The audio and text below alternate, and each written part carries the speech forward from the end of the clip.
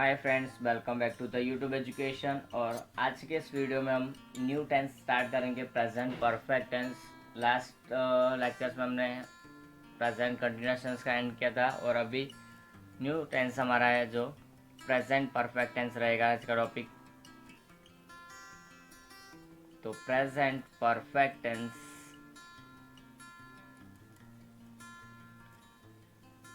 यानी पूर्ण वर्तमान काल, यानी कि हमारे यहाँ पर जो पूर्ण क्रियाएं हैं उनको दर्शाया जाएगा, या तो जिनकी असर पूर्ण होती हो,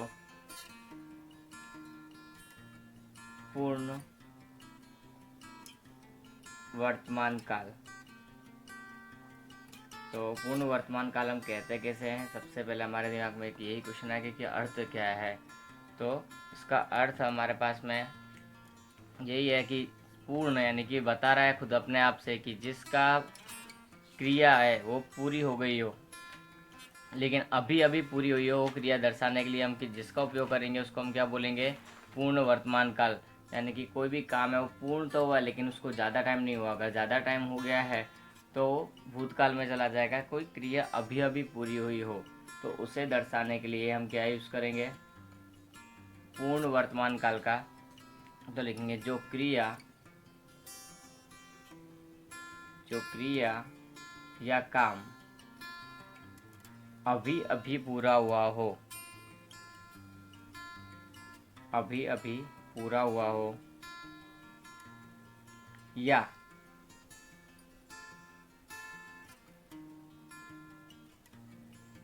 अभी अभी पूरा होने का, या ऐसा भाव प्रकट करता हो, ऐसा लगता है कि भाई काम तो पहले हुआ है लेकिन ऐसा लग रहा है कि अभी भी उसकी असर है, अभी भी वो पूरा हुआ, ऐसा प्रकट होता है, पूरा प्रकट होता है। तो वहाँ पर क्या रहता है? प्रेजेंट परफेक्ट टेंस होता है। वहाँ क्या होता है? प्रेजेंट परफेक्ट टेंस होता है। तो ये हमारा प्रेजेंट परफेक्ट टेंस का अर्थ है, ये हमने देखा। अब इसके बाद में हम इसकी पहले उपयोग है उनको देख लेते हैं। तो इसके उपयोग कौन कौन से हैं? अब उपयोग के लिए हम देखेंगे तो पहला उपयोग हमारा इसका यही है कि कोई भी क्रिया का जो कार्य पूर्ण हो गया है उसे दर्शाने के लिए, जो भूतकाल में पूर्ण हुआ हो या अभी अभी पूरा हुआ है, तो पहले हम लिखेंगे जो कोई कार्य अभी अभी पूरा हुआ है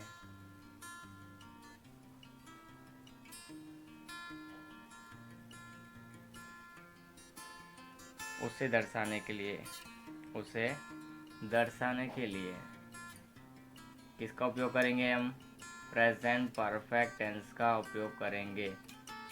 तो किस तरह से इसका उपयोग होगा वो हम यहाँ देख लेते हैं।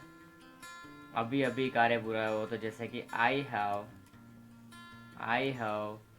Just started, I have just started the present perfect tense. अभी अभी मैंने प्रेजेंट परफेक्ट टेंस स्टार्ट किया है। तो ये हमारे पास में एक सेंटेंस है कि जो अभी अभी हमने कोई कार्य पूरा किया है, स्टार्टिंग हमने कर दी है, भले ही फिनिश नहीं किया लेकिन स्टार्टिंग हमने कर दी है। तो आई हैव स्टार्टेड, हमने अभी भी शुरू किया है क्या? प्रेजेंट परफेक्ट टेंस को पढ़ाना। तो प्रेजेंट परफेक्ट टेंस हमने अभी भी शुरू किया है। और भी दूसरी कोई लेनी है हमारे पास तो क्रिया, तो दे हैव सेट आउट, वो बाहर निकल चुके हैं या फिर घर से निकल चुके हैं। They have set out from my house, from my house just now, अभी अभी।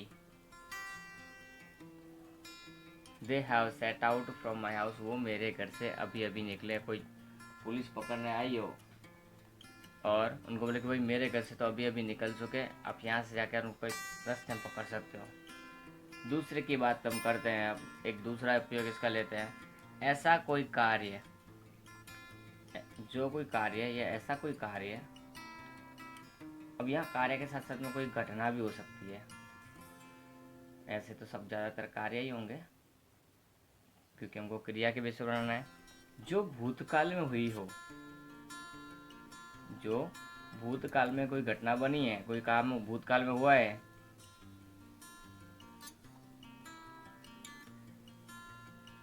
परंतु उसका प्रभाव परंतु उसका प्रभाव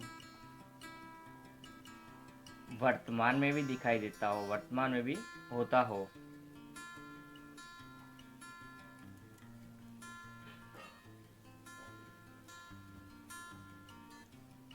काम भूतकाल में हुआ है पहले हुआ, पर उसकी असर आज तक होती हो, तब हम क्या करेंगे, इसका उपयोग करेंगे। तो किस तरह से है, अब इसके लिए कोई सेंटेंस क्या हो सकता है जो भूतकाल में हो लेकिन उसकी असर अभी तक हो। तो देखो, एक हो सकता है आई हैव, किसी ने मुझे कोई काम दिया, कंप्लीटेड माई वर्क, लेकिन मैंने वो काम भूतकाल में पूरा कर लिया लेकिन उसकी असर अभी तक है। अब एकदम फ्री हो, अब कोई नहीं बोल सकता। तो I have completed my work, मैंने अपना काम पूरा कर लिया है। दूसरा लेते हैं, सी हैज़ टेकन हर लंच, उसने अपना लंच लिया होगा पहले ही, लेकिन उसकी असर थोड़े टाइम तो रहेगी।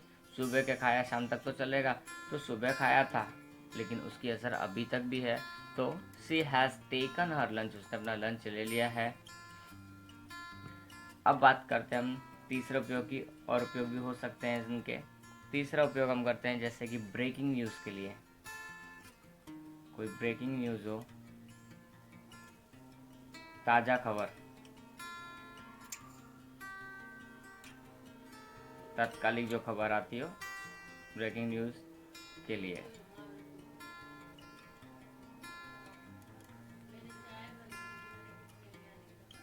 तो यहाँ पर देखो, ब्रेकिंग न्यूज़ ही हमको यहाँ पर लिखनी पड़ेगी, लेकिन जब भी होगा हमारे लिए तो पुरानी हो चुकी। तो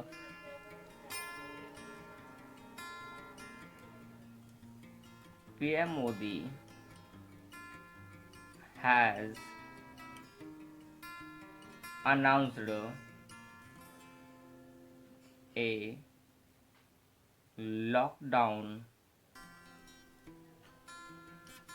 for 21 days just now।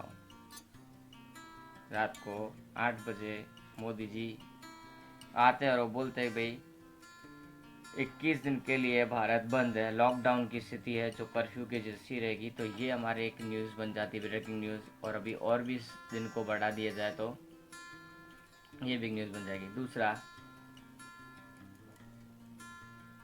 The Sensex has fallen, Sensex has fallen to its lowest point.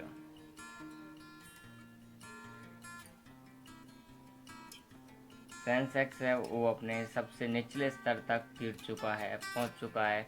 तो ये हमारे अभी की ब्रेकिंग न्यूज़ है। तो ये सारे इस तरह की न्यूज़ होती हैं, तो हम उनको क्या यूज़ कर सकते हैं, परफेक्ट टेंस का उपयोग के लिए दर्शा सकते हैं। इसके बाद में हमारे पास में आती है उपयोग के बाद में पहचान। वो हम, और अब हम इसके अंदर इसके पहचान और वाक्यों के बारे में इंफॉर्मेशन लेंगे। तो सबसे पहले हम प्रेजेंट परफेक्ट टेंस के पहचान की बात करते हैं कि पहचान है क्या। तो पहचान हमारी हर वर्ग की तरह हिंदी और अंग्रेजी दोनों में रहेगी।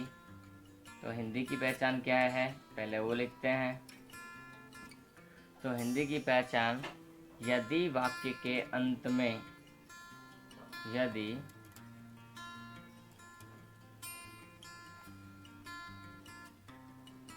वाक्य के अंत में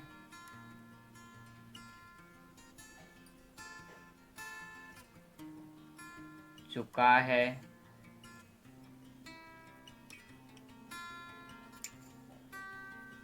चुकी है, चुका हूँ, चुके हैं, या है,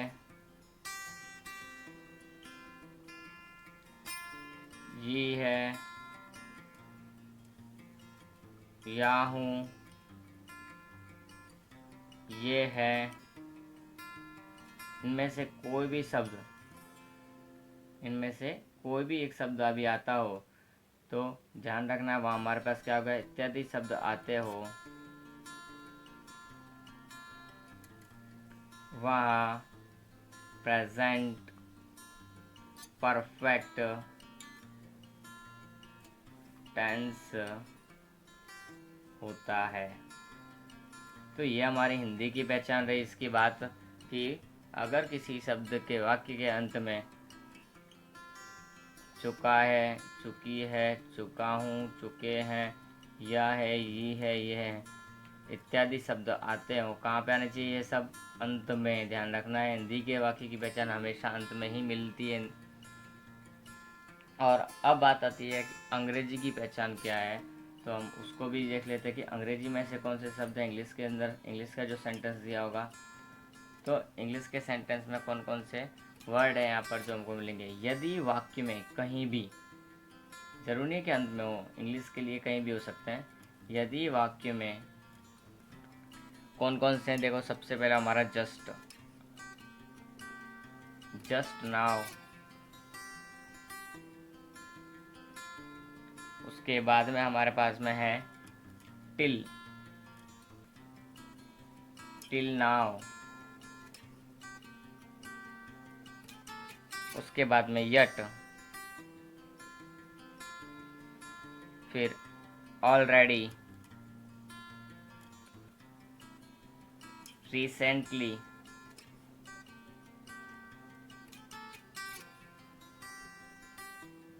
yet, already, recently, ever, never,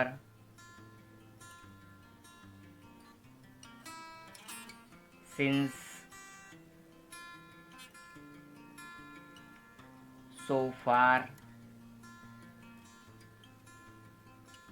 okay, तो इस तरह के हमारे पास कुछ सेंटेंस के अंदर कुछ शब्द हैं, जैसे कि just, just now, till, till now, already, recently, so far, yet, ever, never, since. कभी कभी तो वंस, ट्वाइस, थ्राइस इस तरह के अगर जो हो वर्डिंग तो भी हमारे पास में उनको इसको मान लिया जाता है कि प्रेजेंट परफेक्ट टेंस है।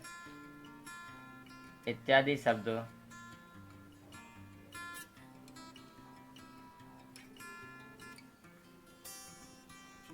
आते हो वहाँ क्या होता है?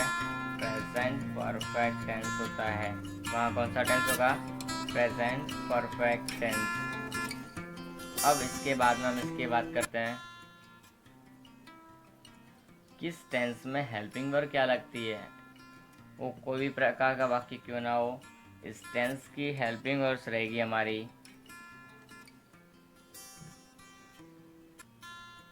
हेल्पिंग वर्ब्स यहाँ पर हमारे पास रहेगी दो, एक हैज़ और एक हैव। तो हैज़ और हैव हमारे पास दो हेल्पिंग वर्ब रहेंगी, उनके साथ में वर्ब की थर्ड फॉर्म लगेगी, ये हमको ध्यान रखना है, हैज़ एंड हैव। अब हैज़ कब लगेगा और हैव कब लगेगा? तो देखो हैज़ हमारा कब लगेगा और हैव कब लगेगा, उनके बारे में भी हम देख लेते हैं। तो एक वचन कर्ता जो है हमारा, एक वचन कर्ता कौन कौन सा है हमको ये पता होगा,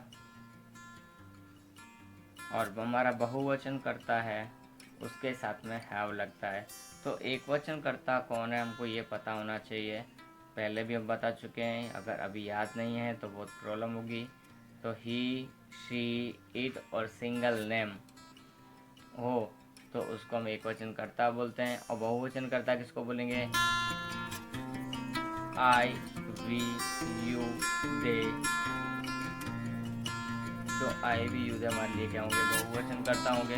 तो एकवचन कर्ता के साथ में हमको क्या लगाना है, हैव लगाना है, और बहुवचन कर्ता के साथ हमको क्या लगाना है, हैव लगाना है। ये हमको माइंड में फिट कर लेना है एकदम, क्योंकि इसके बिना आगे हमारा सेंटेंस होंगे नहीं। तो ये हमारी पहचान और उसकी हेल्पिंग वर्ब्स क्या लगेगी, हमने उसके बारे में देख लिया है। अब हम सेंटेंस की तरफ चलेंगे। तो वो सेंटेंस के हमारे 4 प्रकार जो होते हैं वही हैं। एक हमारा सबसे पहले पॉजिटिव, नेगेटिव, इंट्रोगेटिव और WH वर्ड। तो ये 4 प्रकार के हमारे पास सेंटेंसेस रहेंगे। चारों के बारे में हम देखेंगे किस तरह से क्या है।